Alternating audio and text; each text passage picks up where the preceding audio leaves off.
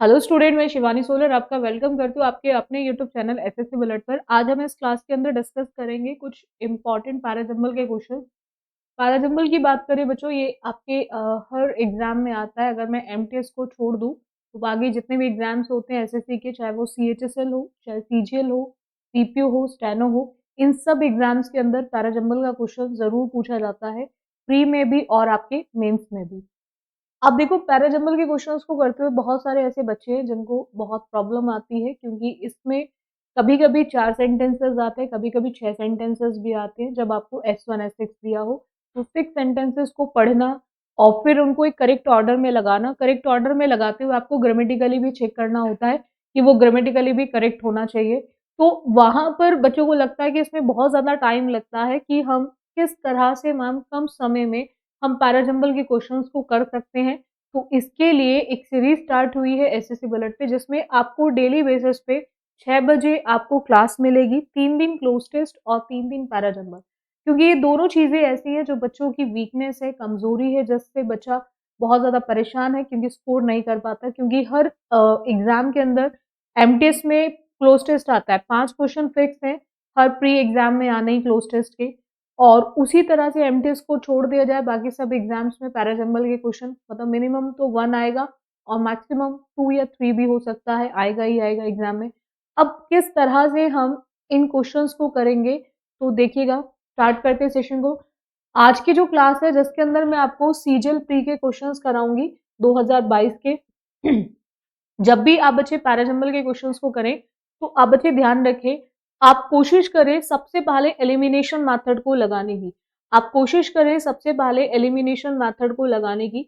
Elimination method किस तरह से आप लगाएंगे उस चीज को आप थोड़ा सा ध्यान रखेंगे, किस तरह से एलिमिनेशन को यूज किया जाएगा। अब देखो, एलिमिनेशन के लिए हमें सीधा सीधा ऑप्शंस पर आना है, यानी कि जहां पर हमें एलिमिनेशन यूज करना है वहां हमें ऑप्शन को देखना है।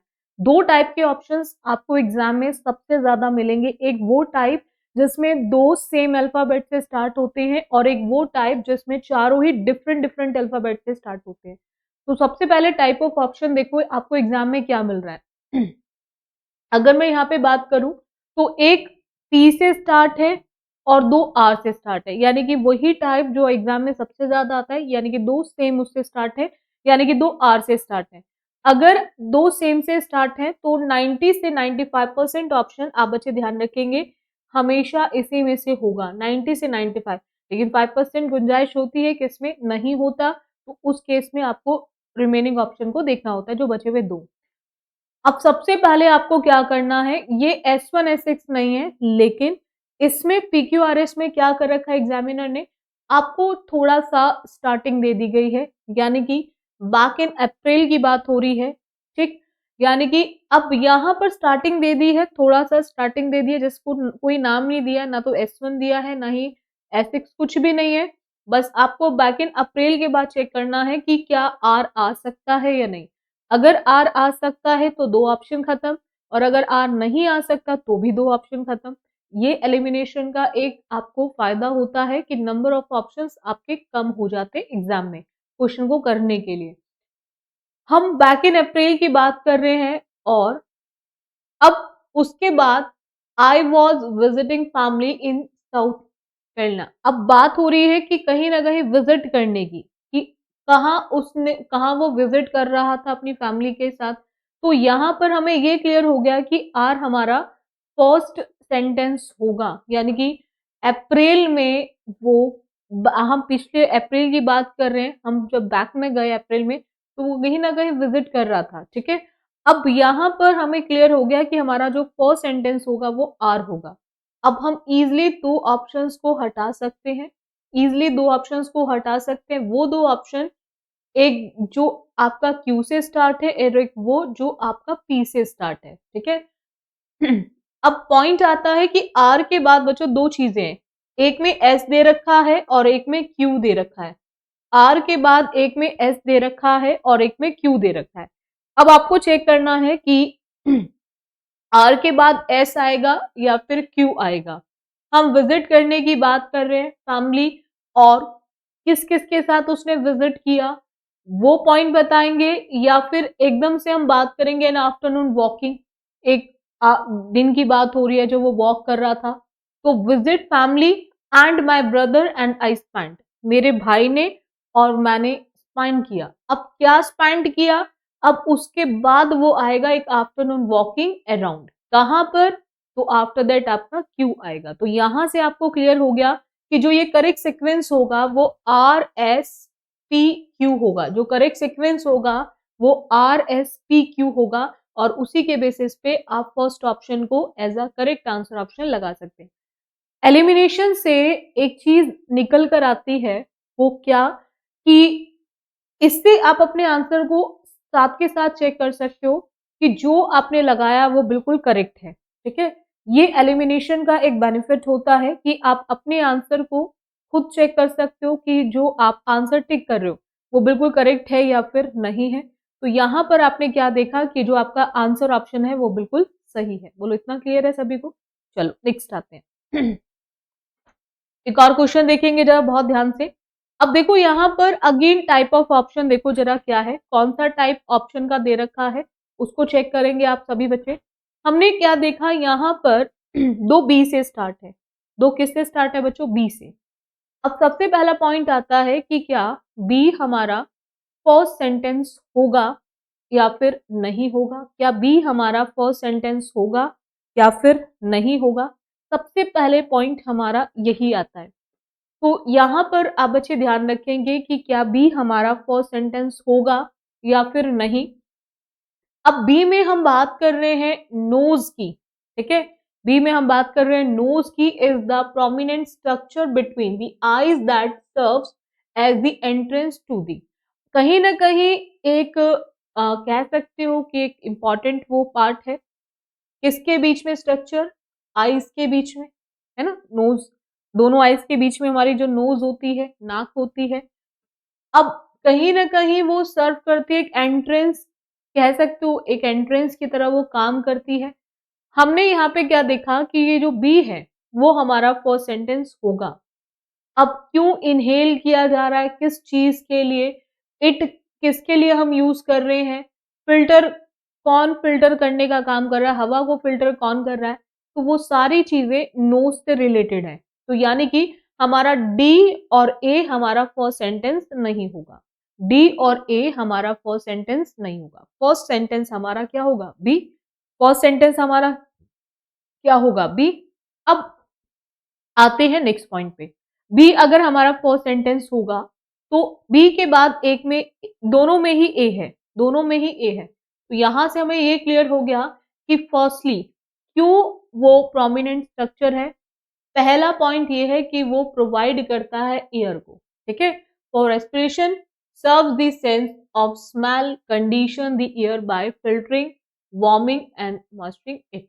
ठीक है, मतलब आप देखते हो कि आप स्मेल भी कर सकते हो चीजों को, एयर को फिल्टर भी करता है ना, फिल्टर करने का, गरम, मॉइस्चर, ये सब चीजों का वो काम करता है।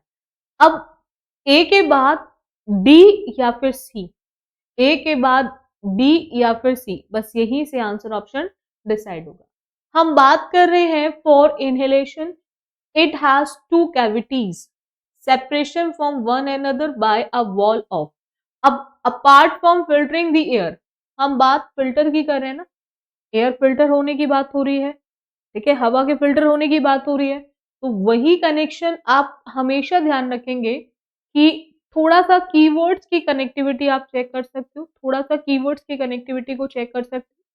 तो आपको एक चीज हमेशा ध्यान रखनी है कि यहाँ पर द एयर बाय फिल्टरिंग, तो वही apart from filtering the air, तो इस फिल्टरिंग वर्ड को इस फिल्टरिंग वर्ड के साथ आप कनेक्ट करो, ठीक है, फिल्टर करने का काम कर रही है।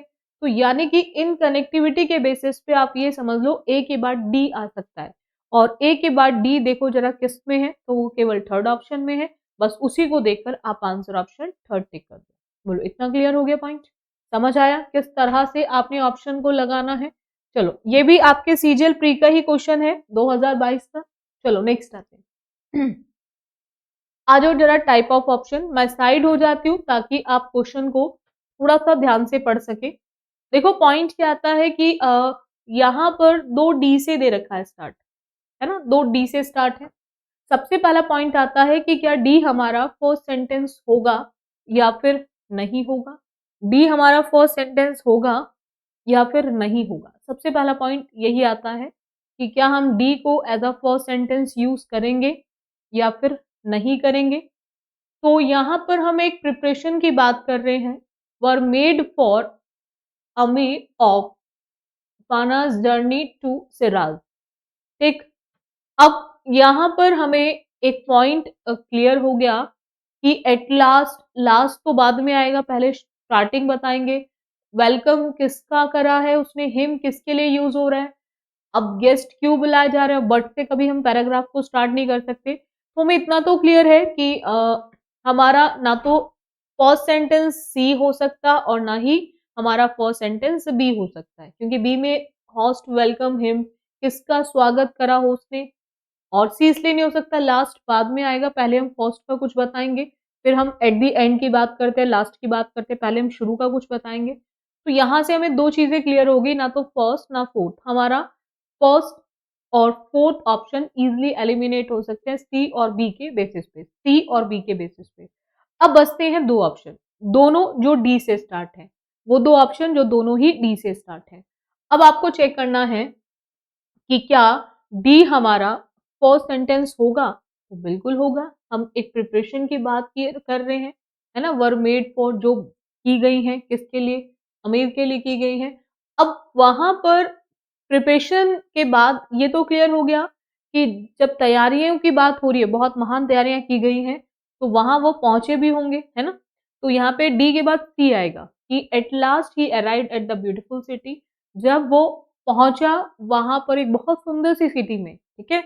उसके बाद क्या हुआ, बस यहीं से आंसर को डिसाइड करेंगे। पहुंचने के बाद, अब पहुंचने के बाद वो उसका वेलकम करेंगे। जब वो सिटी में पहुंचेगा, कोई भी व्यक्ति जब कहीं पहुंचता है तो उसका वेलकम किया जाता है, या फिर पहले ही आस मतलब वो पूछने लग गए गेस्ट से, रेस्ट करोगे या नहीं करोगे। भाई आपके घर में कोई भी मेहमान आता है तो पहले आप उसका स्वागत करते हो, फिर उसके बाद आप बाकी चीज़ों को ऑफ़र करते हो कि क्या लेना है, रेस्ट करना है या नहीं करना है। तो ऐसा यहाँ पे भी तो वही केस है ना, पहुँचने के बाद सबसे पहले उसका वेलकम किया जाएगा और उसके बाद फिर उससे पूछा जाएगा कि उसको रेस्ट की ज़रूरत है या नहीं है, ठीक है? तो वो कहेगा कि कुछ अरेंज वगैरह करा दो। तो ये सारी चीज़ें हमारी बाद में आएँगी, ठीक है? तो थोड़ा-सा कॉमन सेंस कह सकते हो, इसमें हमें थोड़ी-सी कॉमन सेंस की ज़रूरत हो जाती है। सो यहाँ पर हमें बस यहीं से क्लियर हो गया कि हम डी के बाद सी लिखेंगे, लेकिन सी के बाद हम पहले उसका वेलकम करेंगे और उसके बाद उनसे सारी चीज़ों के बारे में पूछा जाएगा। तो यानी कि डी, सी, बी एक ही ऑप्शन में दे रखा है, वो है आपका सेकंड ऑप्शन, और उसी को देखकर आप आंसर ऑप्शन कौन-सा लगा देंगे? सेकंड। बोलो इतना क्लियर हो गया? तो second is the correct one. Doubt है यहाँ तक किसी को? चलेगा, नेक्स्ट आते हैं, एक और क्वेश्चन देखेंगे आप बच्चे। अगेन सीजीएल प्री का ही क्वेश्चन है, 19/4/2022 का। दो आपके बी से स्टार्ट है इसमें और दो आपके ए से स्टार्ट है। सबसे पहले चेक करो डी, बी या फिर ए। हमने सीधा सीधा देखा कि ए में इट दे दिया, it also wants to know. It कौन है जो जानना चाहते हैं, ठीक है। तो हम जानते हैं, हम डायरेक्ट इट से तो हम किसी भी पैराग्राफ को स्टार्ट नहीं कर सकते, है ना। इट हम किसके लिए यूज कर रहे हैं, सबसे पहले हमें वो बताना है। तो इट का यूज हो रहा है हमारे मिड डे मील स्कीम के लिए। किसके लिए यूज हो रहा है? मिड डे मील स्कीम के लिए, जो बी में दे रखा है। तो यहां से हमें क्लियर है कि ए हमारा फर्स्ट सेंटेंस नहीं हो सकता, ए हमारा फर्स्ट सेंटेंस नहीं हो सकता, यानी कि फर्स्ट सेंटेंस जो होगा वो हमारा बी होगा। फर्स्ट सेंटेंस हमारा कौन सा होगा? बी होगा। अब फर्स्ट सेंटेंस बी होगा तो बी के बाद दो चीजें हैं, पहले तो ए वाले को हटा दो। बी के बाद दो चीजें हैं, एक में ए है और एक में सी है। बी के बाद दो चीजें हैं, एक में ए है और एक में सी है। आप चेक करो ए या फिर सी।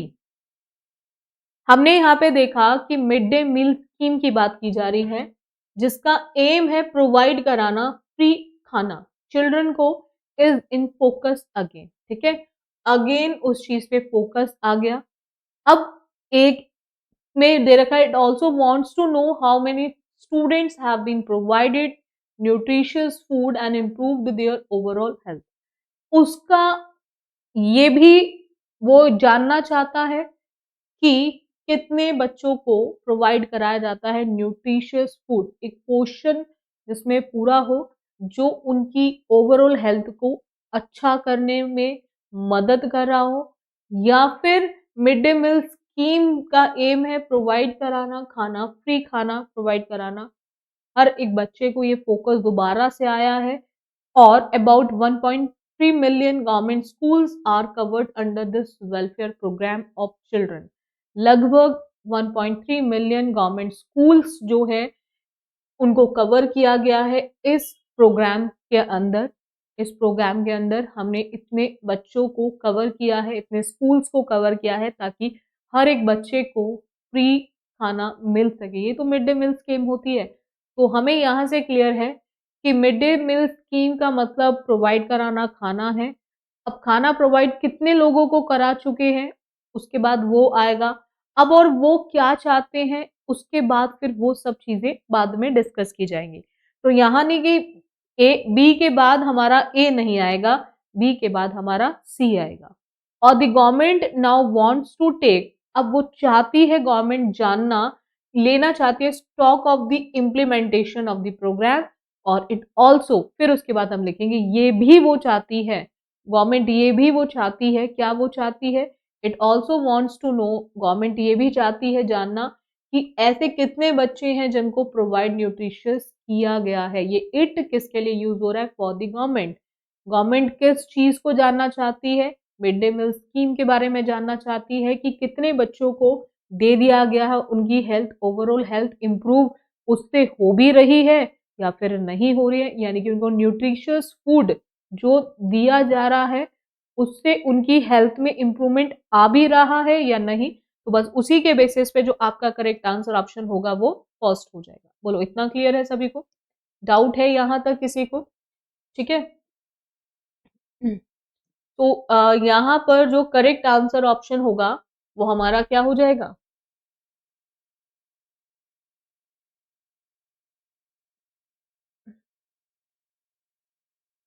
तो इतना क्लियर है सभी को? तो हमारा जो करेक्ट आंसर ऑप्शन होगा वो हमारा फर्स्ट हो जाएगा। ठीक है, क्लियर है सभी को? चलो नेक्स्ट आते हैं, एक और क्वेश्चन देखेंगे आप बच्चे। अगेन क्वेश्चन को थोड़ा सा ध्यान से चेक करेंगे। टाइप ऑफ ऑप्शन सबसे पहले जो इंपॉर्टेंट है, टाइप ऑफ ऑप्शन दो बी से स्टार्ट है और एक सी से और एक आपका डी से। सबसे पहले चेक करो क्या बी हमारा फर्स्ट सेंटेंस हो सकता है या फिर नहीं। हम बात कर रहे हैं इन film sound effects play the part of words. Sound का जो इफेक्ट होता है ना, वो कहीं ना कहीं प्ले करता है किस चीज का, वर्ड्स के पार्ट का, भाग का काम करता है। अब सी में दे रखा है we then know who is performing an action and why and clear picture is formed in our minds I. और डी में देखा है once the sound are prefaced और फॉलोड बाय अ डायलॉग। क्यों साउंड्स की बात हो रही है, तो पहले हमें उसके बारे में बताना है। हम ये साउंड को किस में यूज कर रहे हैं, पिक्चर्स के अंदर यूज कर रहे हैं, फिल्म्स के अंदर यूज कर रहे हैं। तो यहाँ से हम दो ऑप्शंस को हटा सकते हैं, एक वो जो डी से स्टार्ट है और एक वो जो सी से स्टार्ट, यानी कि जो फर्स्ट सेंटेंस होगा वो हमारा बी होगा। लेकिन पॉइंट क्या है, बी के बाद एक में ए है और एक में सी है, एक में ए है और एक में सी है। अब वही साउंड इफेक्ट्स क्या है, फॉर एग्जाम्पल जब आप किसी भी चीज के प्रभाव बताओगे तो प्रभाव किस तरह से, उदाहरण ये एक उसका पहला प्रभाव है, वही यहाँ पर आपके ए में बोला है। फॉर एग्जाम्पल उदाहरण के लिए, the sound of footstep followed by the slam of a door and are like phrases which convey some information, जो कहीं ना कहीं कुछ इंफॉर्मेशन देने का काम करता है। और once the sounds are prefaced or followed by a dialogue, जैसे ही साउंड कहीं ना कहीं फॉलो किया जाता है डायलॉग द्वारा, the sentence is complete, जो सेंटेंस होता है वो पूरा अपने आप हो जाता है। ठीक है, और वही है we then know who is performing an action, then हमें पता चलता है कि कौन उस काम को कर रहा है and why, क्यों कर रहा है, and a clear picture is formed in our mind's eye। और अपने आप जो पिक्चर है वो क्लियर हो जाती है हमारे दिमाग में, ठीक है। सो यहाँ पर हमें क्या देखा कि ये जो BADC है ये बिल्कुल एक करेक्ट सीक्वेंस है इस कंप्लीट पैराग्राफ का। बोलो इतना क्लियर हो गया सभी? डाउट है यहाँ तक किसी को? चलेगा, नेक्स्ट आते हैं।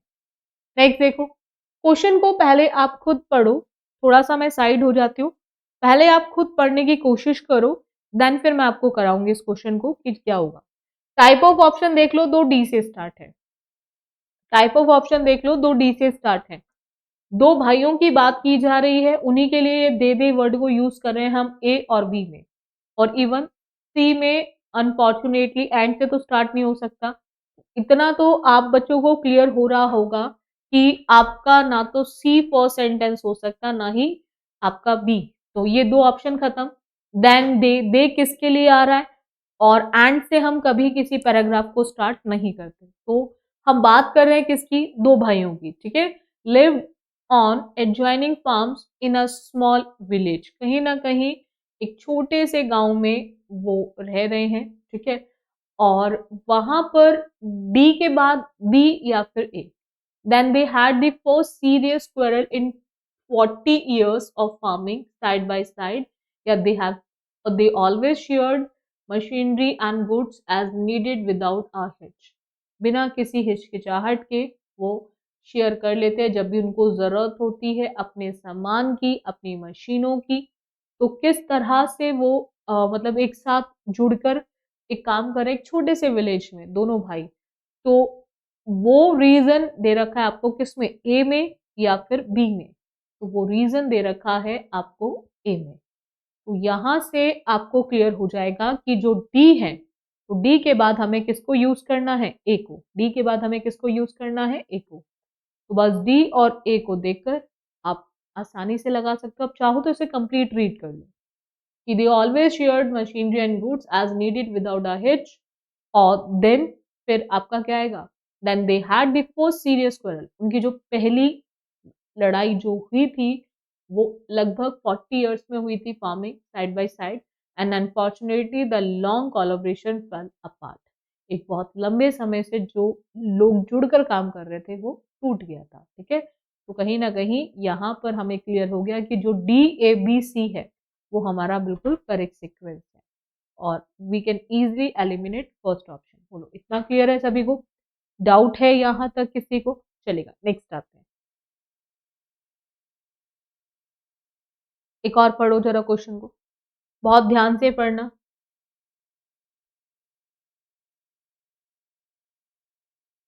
अगेन दो सी से स्टार्ट है और एक ए और एक आपका बी। हमने क्या देखा है यहाँ पर, जीजीआई, जैसे आरबीआई लिखते हैं, पहले हम बताते हैं आरबीआई क्या है, रिजर्व बैंक ऑफ इंडिया। उसके बाद हम उसको आरबीआई लिखते हैं। ऐसे ही हम जीजीआई नहीं लिख सकते, हमें पहले जीजीआई को बताना पड़ेगा क्या है, गुड गवर्नेंस इंडेक्स।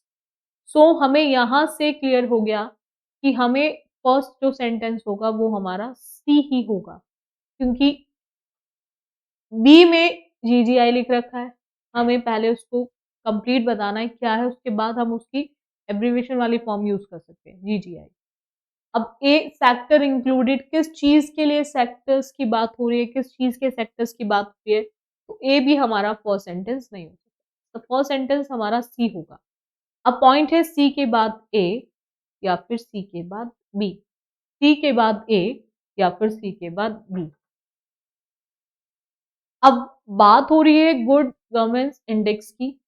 लगभग 2021 कोर्स हैव बीन डिक्लेयर्ड, ठीक है। अब after that framework cover 10 sectors, या फिर द सेक्टर इंक्लूडेड, कौन कौन से सेक्टर्स उसमें क्या क्या इंक्लूडेड है। तो इंक्लूडेड बाद में बताएंगे, पहले सेक्टर्स के बारे में बताएंगे, भाई कितने सेक्टर्स हैं, कितनी इंडस्ट्रीज हैं, अब वो सेक्टर्स के अंदर क्या क्या है। तो हमें ये क्लियर है कि जो बी है, बी अपने साथ ए को लेकर आएगा, बट ए अपने साथ बी को लेकर नहीं आएगा, ठीक है। तो बी के बाद हमें क्या लिखना है, ए, और ये दोनों एक साथ आएंगे, बी ए आएगा, ए बी का यूज नहीं होगा। अब इन दोनों में देखो बी ए कौन से वाले ऑप्शन में है, क्योंकि पहले हमने बताया कितने सेक्टर्स, मतलब ये जो फ्रेमवर्क है, ये जो एक फ्रेम है, उसमें कितने सेक्टर्स हैं, कितने इंडस्ट्रीज है, वो सेक्टर्स में क्या क्या है, एग्रीकल्चर है, पब्लिक हेल्थ है, पब्लिक यूटिलिटीज है, अमंग अदर्स। आफ्टर दैट आपका आएगा कि अब बचा हुआ पार्ट क्या होगा, ऑब्जेक्टिव क्या है, उसका एम क्या है, उसका लक्ष्य क्या है, प्रोवाइड कराना data to compare the performance of different state and union territories in the sectors. तो यहाँ पर हमें क्लियर हो गया कि ये जो CBAD है ये बिल्कुल हमारा करेक्ट सीक्वेंस है। So we can easily eliminate हमारा फर्स्ट ऑप्शन। तो हम आसानी से फर्स्ट ऑप्शन को एलिमिनेट कर सकते हैं। बोलो इतना क्लियर हो गया? डाउट है यहाँ तक किसी को? चलेगा, नेक्स्ट आते हैं। एक और क्वेश्चन देखो जरा सभी बच्चे, बहुत ध्यान से देखेंगे। अब पॉइंट क्या आता है यहाँ पर, हम बात कर रहे हैं एक व्यक्ति की, है ना, जो बड़ा हुआ, एज अ चाइल्ड किस तरह से रहा, वो वेट करा उसने चीजों को ऑब्जर्व करने के लिए, ठीक है। तो यहाँ पर सबसे पहले पॉइंट क्या आता है कि शी किसके लिए यूज हो रहा है, सबसे पहले हमें उसके बारे में बताना पड़ेगा। कौन केन्या में गया, मिला ब्रिटिश से, ठीक है। तो ये सारी चीजें बाद में आएंगी। तो बस ये ऐसे क्वेश्चंस करना सबसे आसान होता है एग्जाम के अंदर। हमें क्लियर है कि जो हमारा फर्स्ट सेंटेंस होगा वो डी होगा। हम उन दो ऑप्शंस को हटा सकते हैं जो सी और ए से स्टार्ट है, क्योंकि सी और ए से स्टार्ट वाला ऑप्शन हमारा करेक्ट आंसर ऑप्शन नहीं हो सकता। उसका रीजन क्या है, क्योंकि हमें क्लियर है कि हम पहले उस पर्सन के बारे में बताएंगे, उसका नाम बताएंगे, उसके बाद ही हम उसके लिए प्रोनाउन यूज कर सकते हैं, ठीक है। तो यहाँ पर डी हमारा फर्स्ट सेंटेंस होगा, लेकिन पॉइंट क्या है कि डी के बाद आपके दो ऑप्शन है, एक बी और एक आपका सी। दो ऑप्शंस आपको दे रखे, एक बी दे रखा और एक आपको सी दे रखा है। सबसे पहले आपको चेक करना है कि डी बी होगा या फिर सी होगा। अब वो बड़ा हुआ इंग्लिश टाउन में, और इंग्लिश टाउन में जब बड़ा हुआ तो एज अ चाइल्ड उसने वहां पर क्या किया, उसने वेट करता था, वो वहां पे घंटों वेट करता था, ऑब्जर्व करता था चिकन लेइंग एन एग। तो यहां पर हमें क्लियर है कि जो डी है वो डी अपने साथ सी को लेकर आएगा। डी अपने साथ किसको लेकर आएगा, सी को लेकर आएगा। तो बस आपको ये चीज ध्यान रखनी है कि डी के बाद हम किसका यूज करेंगे, सी का। डी के बाद हम किसका यूज करेंगे, सी का। आफ्टर दैट हमारा क्या आएगा, फिर बी आएगा। इन 1957 1907 हम बात कर रहे हैं, 1957 की बात कर रहे हैं कि वो कहाँ गई, कहाँ वो किससे मिली वहां पर। एंड आफ्टर दैट जब वो मिली तो वो उससे इम्प्रेस भी हुई होगी, उसके पेशेंस को देखा गया होगा एनिमल्स के साथ, और उसने कहीं ना कहीं चूज किया, मिशन के लिए उसको चूज किया गया, क्योंकि वो चीजों को समझती थी, चिंपैंजीज वगैरह को समझने का काम करती थी। तो इसीलिए हमारा जो करेक्ट सीक्वेंस होगा वो आपका फर्स्ट हो जाएगा। DCBA is the correct sequence, ठीक है। सो हम इजिली सेकेंड ऑप्शन को एलिमिनेट कर सकते हैं, बोलो इतना क्लियर हो गया सभी को? तो जो करेक्ट सीक्वेंस होगा वो DCBA is the correct sequence. बोलो इतना क्लियर है सभी को? डाउट है यहां तक किसी को? सो यहां पर उसी के बेसिस पे आप फर्स्ट ऑप्शन को टिक कर देंगे।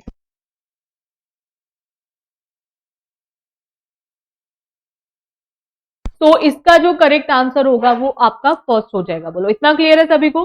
तो आई होप आपको सभी पॉइंट्स क्लियर हो गए होंगे। रेगुलर आप बच्चे क्लासेस लेते रहे, मेरे साथ जुड़े रहे एसएससी बुलेट पे। डेली बेसिस पे आपकी क्लासेस होती हैं। तो जो भी स्टूडेंट तैयारी कर रहा है, चाहे वो सीजीएल की कर रहा है, सीएचएसएल, सीपीयू, स्टेनो, इन सब एग्जाम्स के लिए आप रेगुलर क्लासेस लेते रहे।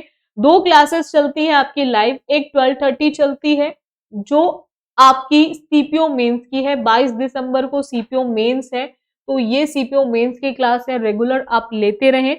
बाकी एक क्लास होती है 3:15 पर, जो भी बच्चा सीएचएसएल की तैयारी कर रहा है, सीजीएल की कर रहा है, एमटीएस की कर रहा है, तो वो सभी स्टूडेंट 3:15 की क्लास को जरूर लें। जो भी एमटीएस, सीएचएसएल, सीजीएल, ठीक है, स्टैनो, इन सब की तैयारी कर रहे हैं तो वो बच्चे इस क्लास को जरूर लें। और क्लासेस अच्छी लगती हैं तो आप बच्चे लाइक और शेयर कर दिया करो आप क्लासेस को। और आज के लिए इतने रखें। So thank you student for this session. बाकी करते हैं हम नेक्स्ट क्लास में।